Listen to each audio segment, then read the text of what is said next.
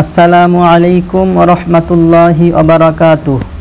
সম্মানিত ভিউয়ার্স, আপনারা সকলে কেমন আছেন? আমাদের ইসলামিক নলেজের পক্ষ থেকে আপনাদের সকলকে জানাই স্বাগতম। আজকে আমরা একটি নতুন পর্ব শুরু করতে চলেছি, অনলাইন কোরআন শিক্ষা, যার থেকে আপনারা বাড়িতে বসে বসে সহজভাবে কোরআন শিখতে পারবেন। আমরা প্রথমে নুরানি কায়দা থেকে শুরু করব। আজকে আমাদের পড়ার পর্ব হলো প্রথম পাঠ, তাকতি নাম্বার 1। আমরা শুরু করছি। আউযু বিল্লাহি মিনাশ শাইতানির রাজীম। বিসমিল্লাহির রহমানির রহিম। তাখতি নম্বর 1, মুফরাদাত। মুফরাদাত কথার অর্থ হলো পৃথক পৃথক অক্ষর, অর্থাৎ আলাদা আলাদা অক্ষর। আরও ভালোভাবে বুঝতে পারবেন, আপনারা দেখেন এখানে যতগুলো অক্ষর আছে সব অক্ষরগুলো কিন্তু আলাদা আলাদাভাবে আছে। কোনো অক্ষর কোনো অক্ষরের সঙ্গে জড়িয়ে নেই, কেউ কারোর সঙ্গে জড়িয়ে নেই, সবাই আলাদা আলাদাভাবে আছে। এই আলাদা আলাদা অক্ষরকে মুফরাদাত বলা হয়। চলুন শুরু করি। আলিফ, আলিফ টান হবে না, চিকে মারা আছে এখানে। আলিফ, আলিফ টান হবে না। বা, বার নিচেই একটা নোক্তা আছে। এই যে ছোট্ট ছোট্ট এগুলো দেখা পাচ্ছেন, এই যে নিচে আছে, এটাকে নোক্তা বলা হয়। বা, এক আলিফ পরিমাণ টান দিয়ে পড়তে হবে। বার নিচে এক নোক্তা, আপনারা এরকমভাবে বলবেন, বা, বার নিচেই এক নোক্তা, বা এক আলিফ পরিমাণ টান দিয়ে পড়তে হবে। তা, তার উপরে দু নোক্তা, তা এক আলিফ পরিমাণ টান দিয়ে পড়তে হবে। তারপরে আসুন সা, সার উপরে তিনটে নোক্তা, সা এক আলিফ পরিমাণ টান দিয়ে পড়তে হবে। তারপরে আসুন জিম, জিমের পেটে এক নোক্তা, জিম কিন্তু 3 আলিফ পরিমাণ টান দিয়ে পড়তে হবে। তারপরে আপনারা লক্ষ্য করুন, এই যে জিম যে অক্ষরটা, এর মতো কিন্তু এইটা এবং এটা। জিম, জিমের পেটে এক নোক্তা, 3 আলিফ পরিমাণ টান দিয়ে পড়তে হবে। একই রকম হা,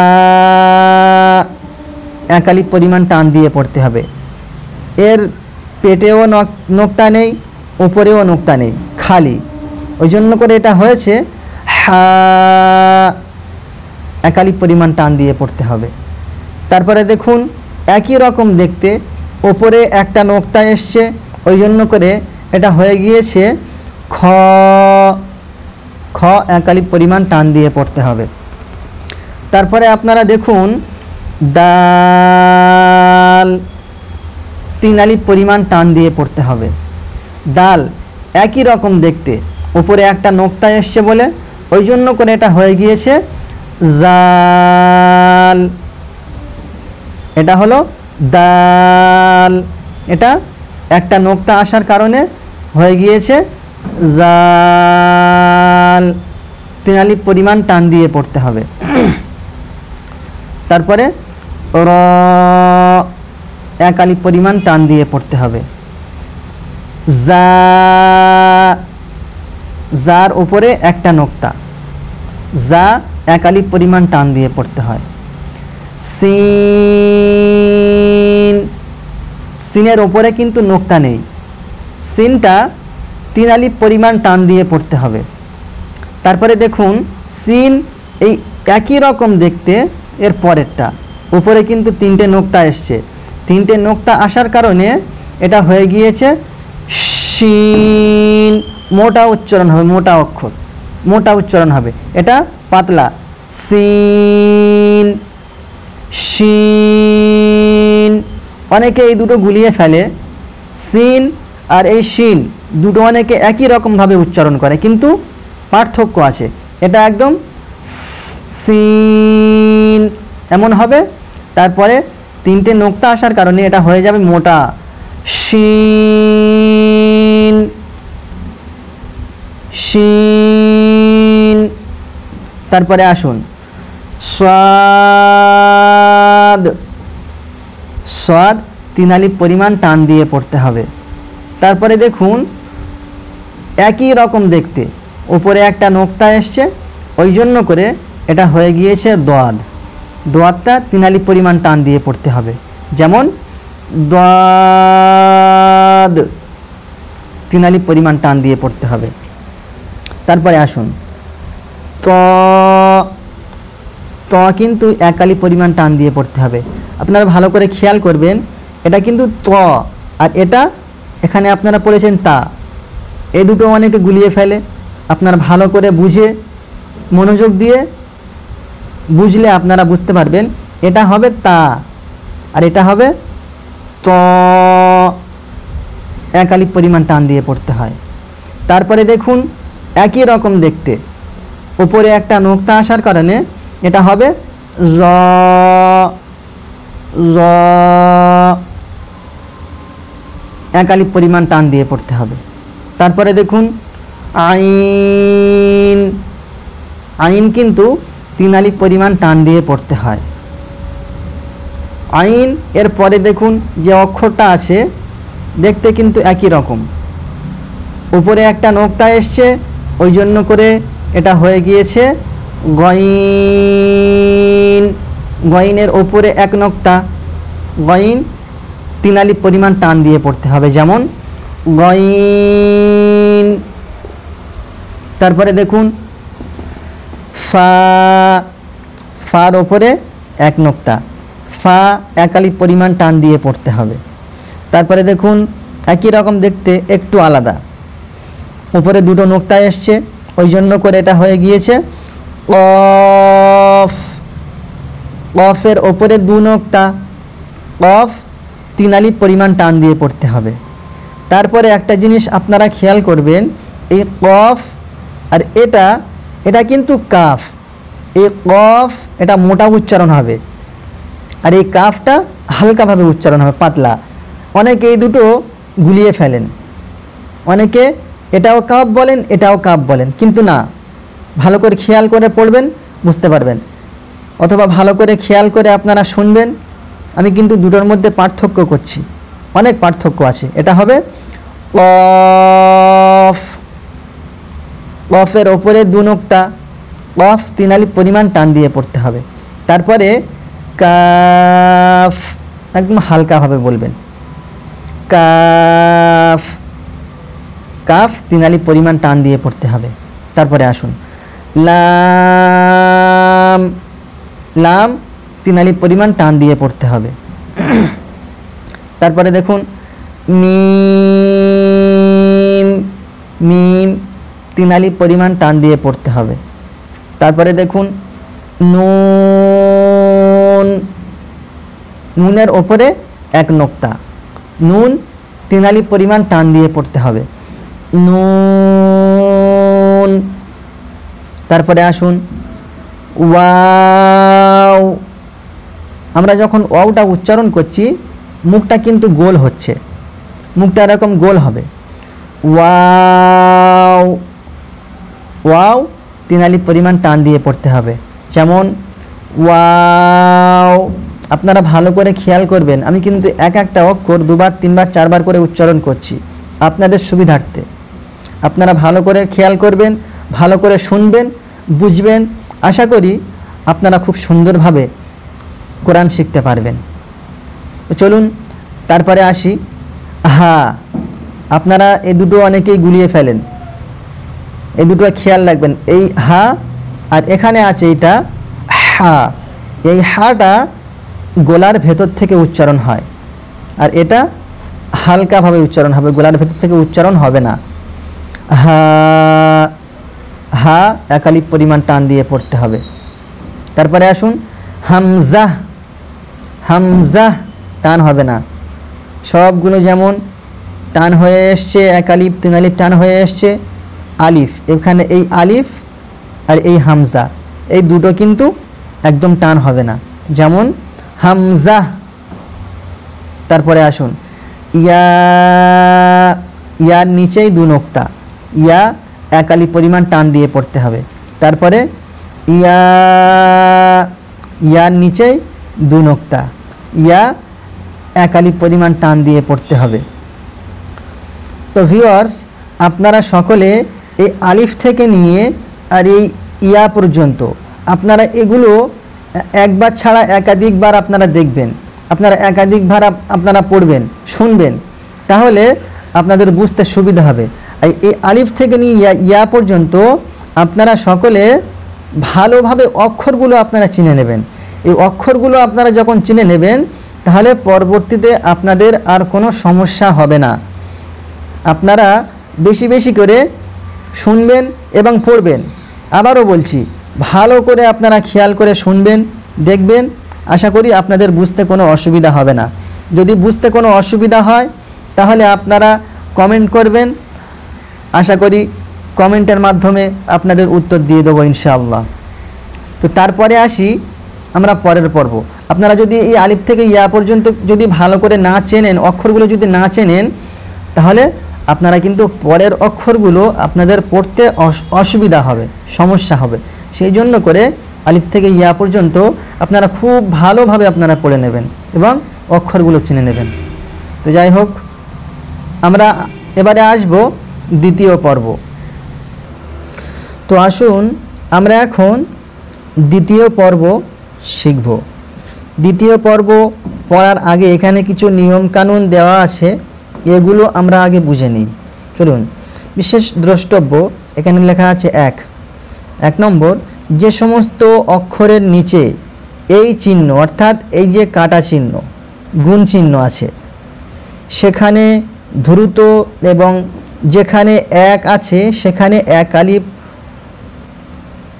ও যেখানে তিন আছে সেখানে তিন আলিফ পরিমাণ টান দিয়ে পড়তে হবে। আপনারা বুঝতে পারলেন, এখান থেকে এইটুকু আপনারা বুঝতে পারলেন যে যে সমস্ত অক্ষরের ওপরে এই যে কাটা চিহ্ন আছে সেখানে কিন্তু একদম টান দেওয়া যাবে না, এবং যে সমস্ত অক্ষরের পাশে বা ওপরে এক আছে এবং তিন আছে সেই সমস্ত অক্ষরগুলি এক আলিফ পরিমাণ টান দিয়ে পড়তে হবে, এবং যে সমস্ত অক্ষরের পরে তিন আছে সেই সমস্ত অক্ষরগুলি তিন আলিফ পরিমাণ টান দিয়ে পড়তে হবে। তো তারপরে 2 নম্বর দেখা যাক। 2 নম্বর এখানে দিয়েছে খ, র, সাদ, দাদ, ত, জ, গইন, কফ, এই 8টি তারা চিহ্নিত অক্ষর। এই 8টি তারা চিহ্নিত অক্ষর তাকার, অর্থাৎ খ, র উচ্চারণ হবে, খ, র উচ্চারণ হবে, বা খা বা রা নয়। এখানে আপনারা বুঝতে পারলেন যে এই যে সমস্ত অক্ষরগুলো, এই যে 8টি অক্ষর আছে, তাকার তা, অর্থাৎ খ, র উচ্চারণ হবে। অর্থাৎ আমরা অনেকের কাছ থেকে পড়া শুনতাম যে আলিফ, বে, তে, সে, জিম, হে, খে, এই যে সমস্ত পড়াগুলো আমরা শুনতাম, এখানে কিন্তু মানা করছে, যে এখানে বলে দিয়েছে দেখুন এই যে খা বা রা, এই সমস্ত যে সমস্ত পড়া আমরা শুনতাম এগুলো কিন্তু হবে না। তাহলে আমরা কেমন পড়ব? বা, যেমন এখানে আছে খ, র, আগে আমরা শুনতাম খা, রা, এগুলো কিন্তু পড়া যাবে না। তাহলে এটা আমরা বুঝতে পারলাম। এখন আমরা আসি 3 নম্বরে। সাদ, দাদ এর উচ্চারণ কলকলা হবে, অর্থাৎ আওয়াজ মাখরাজে লেগে ফিরে আসবে, আওয়াজ মাখরাজে লেগে ফিরে আসবে। যেমন সাদ, দাদ, ভালো করে আপনারা শুনলে বুঝতে পারবেন। তারপরে আসুন 4 নম্বর কায়দা। 4 নম্বর কায়দা, এই জিম, জাল, জা, জ, দাদ, এই 5টি অক্ষর উচ্চারণের সময় বিশেষ খেয়াল রাখার প্রয়োজন। এই 5টি অক্ষর উচ্চারণ করার সময় বিশেষ করে খেয়াল রাখতে বলছে। বিশেষ করে জা, বিশেষ করে এই জা, জা এর উচ্চারণটি, কেননা বহু বিষয়ের শুদ্ধতার উপরে নির্ভর করে। এই যে জা, এই জাটি বহু বিষয়ে উচ্চারণে শুদ্ধতার উপর নির্ভর করে। যেমন জের, জবর ইত্যাদি। যেমন এই যে যেমন জের, জবর এগুলো যেমন অক্ষরের শুদ্ধতার উপর নির্ভর করে, ঠিক তেমনি এই জা শব্দটি বহু বিষয়ের শুদ্ধতার উপর নির্ভর করে। তারপরে 5 নম্বর আমরা জেনে নিই। এই কিতাবে যেখানে যে আরবি অক্ষরের পাশে এই যে চিহ্নটা হাইপেন, এই চিহ্নটাকে হাইপেন বলা হয়, এই চিহ্নটা যেখানে দেওয়া আছে সেই অক্ষরটি একটু টান দিয়ে পড়তে হবে, সেই অক্ষরটি একটু টান দিয়ে পড়তে হবে। চলুন আমরা শুরু করি। আমি আগে বলেছিলাম যে এই যে আলিফ থেকে ইয়া পর্যন্ত আমরা যদি ভালো করে না বুঝতে পারি, যদি অক্ষর না চিনতে পারি, তাহলে কিন্তু আমরা ভালো করে বুঝতে পারবো না, ভালো করে এগুলো পড়তে পারবো না। এখানে লেখা আছে দেখুন, অক্ষর পরীক্ষা। অক্ষর পরীক্ষা মানে আপনি যদি আলিফ থেকে ইয়া পর্যন্ত না চেনেন তাহলে কিন্তু এগুলো আপনি পড়তে পারবেন না। ওই জন্য করে আলিফ থেকে ইয়া পর্যন্ত আগে আপনাকে চিনতে হবে। তো আসুন শুরু করি। তা, ত, সা, সিন, হা, সাদ, শিন, হা, খ, র, কফ, জাল, জা, দাদ, জ, আলিফ, আইন, নুন, বা, জিম, ফা, গইন, ইয়া, মিম, লাম, দাল, কাফ, ওয়াও, হামজা, ইয়া। এটা আমরা বুঝতে পারলাম। আমরা কিন্তু এটা তখনই পড়তে পারবো যখন আমরা আলিফ থেকে ইয়া পর্যন্ত অক্ষরগুলি ভালোভাবে আমরা চিনতে পারবো। তখন কিন্তু আমাদের এগুলো পড়তে সুবিধা হবে। তারপরে আসুন এক অক্ষরের সাথে যুক্ত অক্ষরের আকৃতি। এই যে আপনারা এই যে অক্ষরগুলো আপনারা দেখছেন, এই প্রথমে যে অক্ষরটা আছে নিচেই কিন্তু সেই একই অক্ষর আছে। এই যে বা আছে নিচেই কিন্তু বা আছে, এই তা আছে নিচেই কিন্তু তা আছে। এইগুলো দেওয়ার কারণ হলো আপনারা প্রথম থেকে যেমন আলিফ, বা, তা, সা, জিম, হা, খ যেমন আপনারা পড়েছেন, আপনারা যখন কোরআন শরীফ পড়বেন তখন কিন্তু সব জায়গায় এইরকমভাবে তাটা আসবে না, সব জায়গায় এরকমভাবে বা আসবে না। তো সেখানে কেমনভাবে আসবে? এই যে এমনভাবে আসতে পারে, এমনভাবে আসবে। এই তাটা এমনভাবে আসবে, এমনভাবে আসবে। মানে কোরআন শরীফ পড়তে গেলে যে কত রকম অক্ষর আসবে সেটা আগে আপনাকে এখান থেকে চিনে নিতে হবে। এখান থেকে যদি আপনারা ভালোভাবে চিনে নেন অক্ষরগুলি, তাহলে কোরআন শরীফ পড়ার সময় আপনাদের আর কোনো অসুবিধা হবে না। তাহলে আসুন শুরু করি। আলিফ, আলিফ, আলিফ, বা আপনারা এমনও বলতে পারেন আলিফ, অন্য রূপে আলিফ, আলিফ, বা, অন্য রূপে বা, বা, তা, অন্য রূপে তা, তা, তা, জিম, অন্য রূপে জিম। আমি অন্য রূপটা কেন বলছি, যে অন্য রূপটা আমি এই জন্য করে বলছি যে কোরআন শরীফ পড়তে গেলে এরকমভাবে জিম কিন্তু সব জায়গায় আসবে না, এরকম জিম আসবে। সব জায়গায় এরকমভাবে জিম আসবে না, এরকমভাবে জিম অনেক জায়গায় আসবে। তো সেই জন্য করে তখনই আপনাদের এই জিমটা দেখে আপনাদেরকে বুঝে নিতে হবে যে আমরা নুরানি কায়দায় এটা পড়েছিলাম, এটা জিম হবে।